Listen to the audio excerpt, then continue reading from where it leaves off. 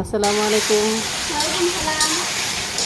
লাউ দিয়ে তরকারি রান্না করতেছি, রুই মাছের মাথা এবং রুই মাছ দিয়ে লাউটাকে সুন্দর করে নিতেছি নরম করে। এবার পানি দিয়ে দিলাম, পানি দিয়ে কিছুক্ষণ নাড়াচাড়া করে ঢাকনা দিয়ে ঢেকে দিব। ঢাকনা হয়ে দেখতেছি হয়েছে কিনা, বলক ফুটে আসছে। এখন মাছের মাথা, মাছ এগুলো সব দিয়ে দিব।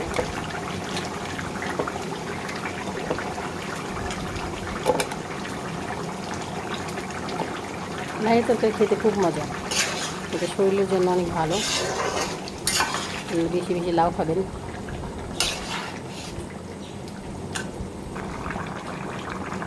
এখন ধনিয়া পাতা দিয়ে দিব। ধনিয়া পাতাটা ফুটে আসছে, বলকটা ফুটে আসছে। এখন হয়ে গেছে আমার লাউয়ের তরকারি।